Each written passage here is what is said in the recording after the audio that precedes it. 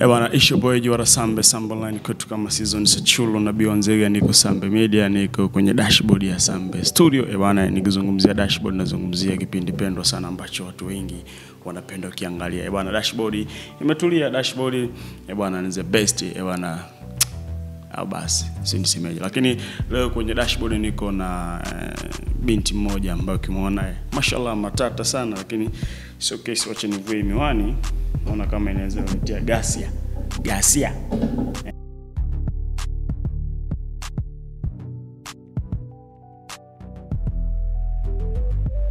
Sambe Studio niko kwenye dashboard niko na binti moja ambaye ukimwangalia ni matata, yani mwenyewe hapa nikimwangalia mashallah Mwenyezi Mungu amebless vitu fulani hivi, nyama nyingi, kujikata kwa mbali, lakini sio kesi sana. Tunaishi naye kwenye dashboard ya Sambe Studio. Bwana Aisha, nianze hapo, mambo vipi? Poa. Mbona kinyonge? Hapana, niko sawa sana. Sawa. Aisha, unajua mimi before nilikuwa kabla sijakujua nimeona ni mtu ambaye ulikuwa unafuatilia sana katika page zangu za TikTok, mitandao yote ya kijamii. Niona mtu ambaye ulikuwa na comment sana. Nikiangalia nikiposti kitu nilikuwa ni kama shabiki, lakini nikaona kwa nini na mimi nisiwe fansi wako wa kukushabikia, wa kukuangalia sana kama unavyoniangalia mimi.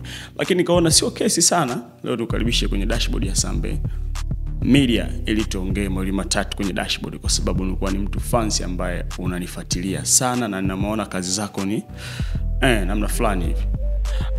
Aisha, nimeona kwenye page yako ya TikTok kuna picha fulani hivi uko vacation sehemu fulani hivi za utalii, mazingira fulani adimu, amazing sana. Hivi ile ulienda mwenyewe ama kuna masponsor fulani vile walitia mzigo ili mtoto spend maisha ukale bata? Mtu anzie hapo kwanza. Hapana, hiyo nilitolewa na familia yangu. Okay. Familia. Familia yenu ina upendo wa dhati kiasi hicho mpaka nani? Ndio. Okay. Si tukajua labda mzee namna fulani hivi fanya upendo namna fulani mtoto kale maisha.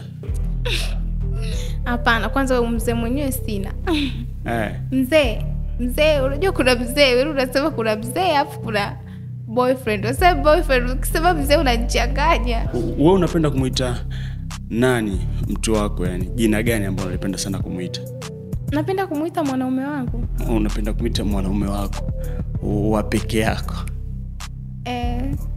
Okay, poa. Nianze kwenye kuvaa mwanangu. Wewe unavaa kiasi gani mwilini? Pesa unaitupia kwenye mwili wako ni kama kiasi gani ukianza kujitupia bling bling? Nianzie hapo kwanza. Juu mpaka chini. 10,000, 65, 50 kiatu. Mara nyingi huwa nakuvisha nani hasa?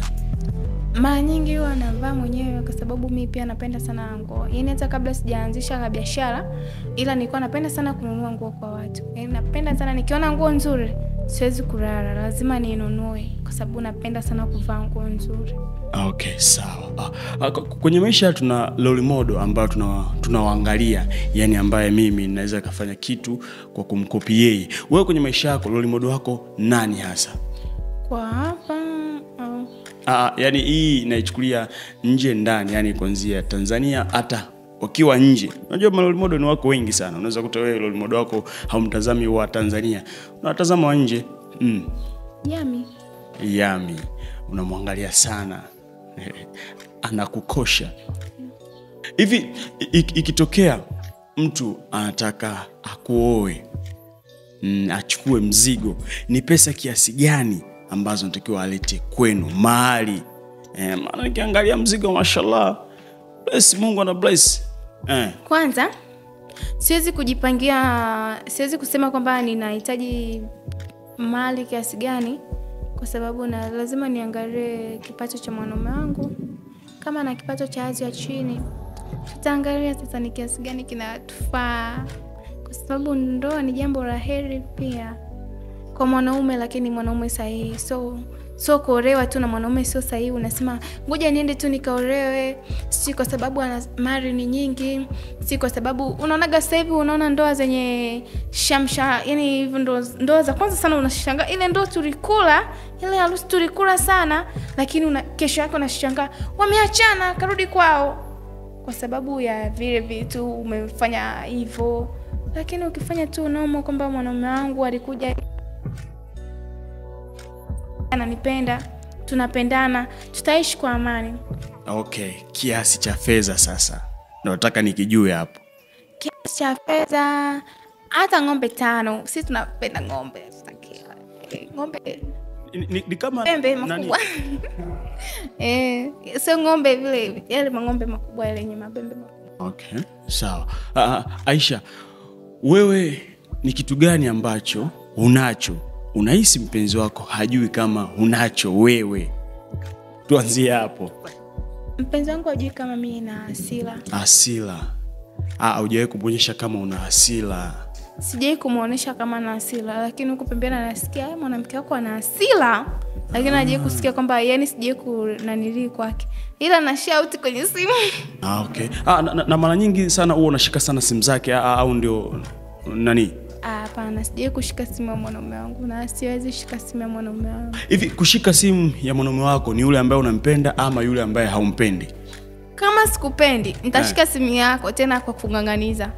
Kwa sababu nitakuwa natafuta sababu fulani hivi nipate chance kwa sababu sikupendi. Lakini kama nakupenda, siwezi kushika simu yako kwa sababu najua nikishika simu yako kuna vitu ambavyo vitanifanya mimi niwe mbali na wewe, na vitu vitanifanya mimi niumie, nishauti kwa sababu wewe huwezi kuwa na mimi peke yangu.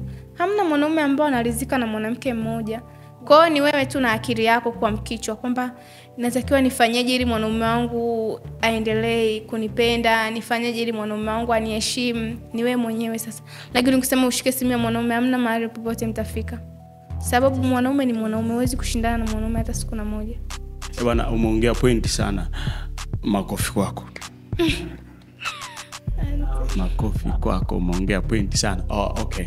Hivi Aisha, ni kitu gani mpaka sasa kipo kwenye mwili wako ambacho umekibakiza hicho hujawahi kumpa mtu yoyote hata mpenzi wako? Ni kitu gani ambacho umekibakiza kwenye mwili wako? Tuambie hapo. Kipo lakini no comment.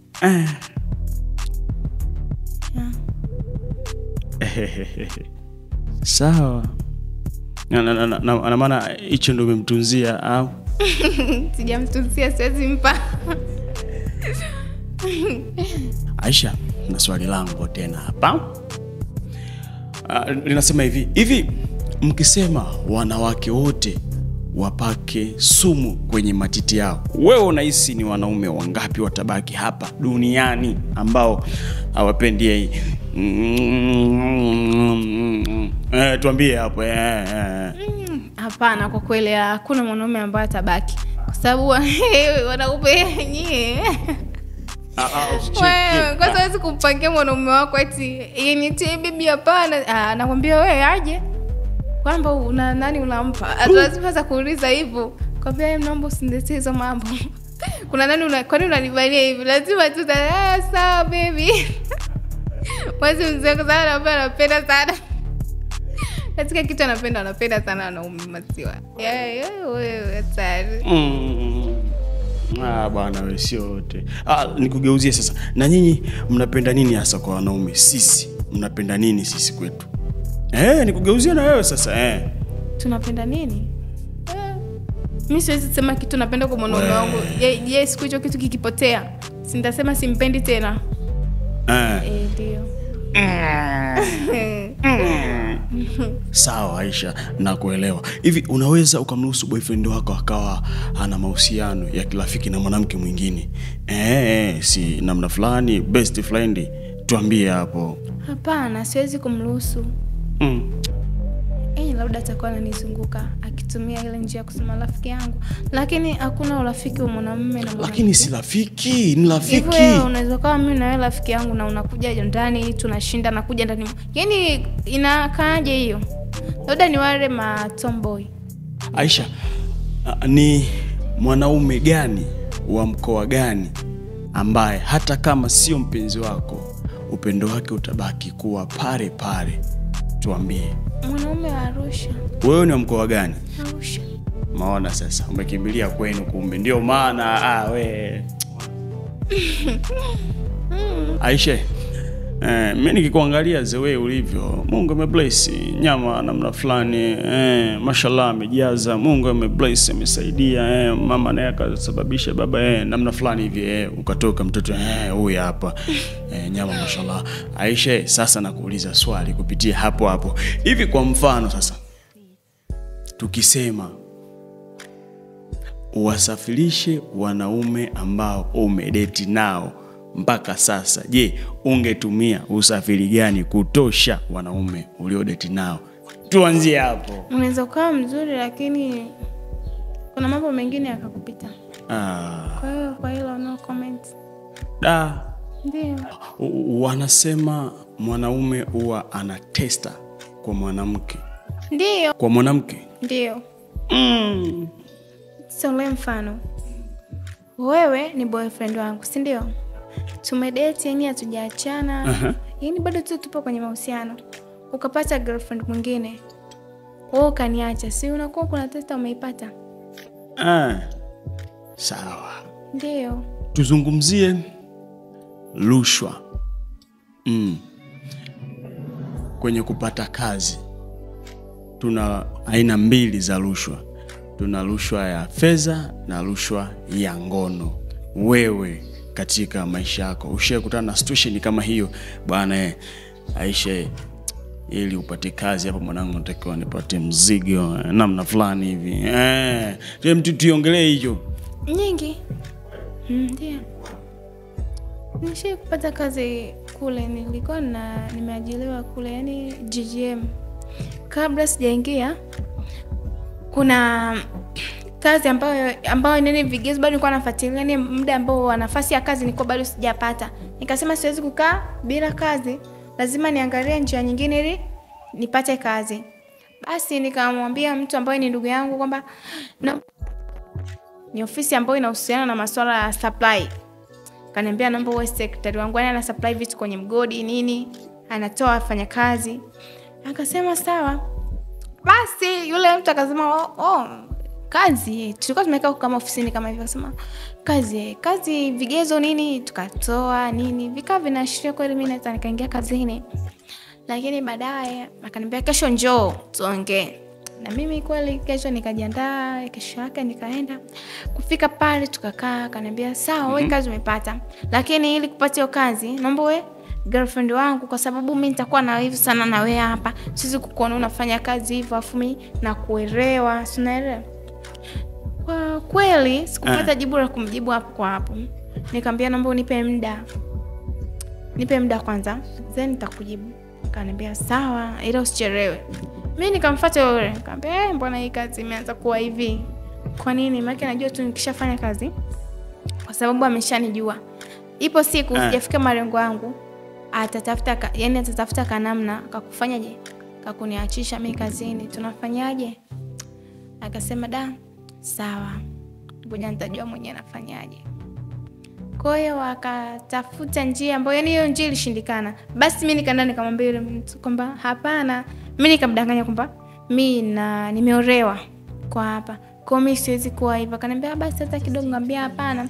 Kama kazi imeshindikana basi tutaangalia uwezekano mwingine. Alikuja akakaa mwenyewe akajifikiria, kama akaja akampa jibu yule. Akamwambia basi mwambie ndugu yako aje aanze kazi. Na kweli mimi nilifanya kazi kwa usalama mpaka pale nilivyohamishwa mgodini na mambo yako yalienda sawa. Kwa changamoto zipo ni nyingi sana kwa watu, hata huku nyingi sana. Mtu anamwambia naomba nitafutie kazi, anakuambia hivyo tu wapenzi. Hata juzi mtu dukani anamwambia naomba nipe kazi fulani.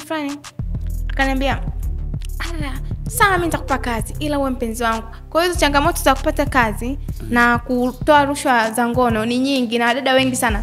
Yani sasa hivi hata kazi kupata kazi hata hoteli kubwa, kuna namna tu utaambiwa hata na meneja naomba nifanye hivi ili upate kazi. Kwa sababu hivi kazi zimekuwa ngumu mpaka utoe rushwa kingono. Kipata fedha ishawishi sana. Ila tunatoa rushwa ili upate kazi. Sijawahi kutoa mimi rushwa ya ngono ili nipate kazi. Wanasema kuna watu wako very proud kusimama mbele za watu, kujisifu kuwa mimi ni mchepuko. Vipi kwa upande wako wewe? Usheko mchepuko wa mtu? Kwa nini uwe mchepuko? Jitahidi uwe wani, usio mchepuko. Kwa nini unakuwa mchepuko? Ndio. Kwa sababu wenyewe wanaume mtu unamuuliza una girlfriend? Sina. Unaingia kwenye mahusiano alafu baadaye unakuja kujua mambo. Unadhani utafsiri ndio mchepuko, umeshakuwa mchepuko tayari. Okay, sawa. Nimalizie swali langu la mwisho kwako Aisha.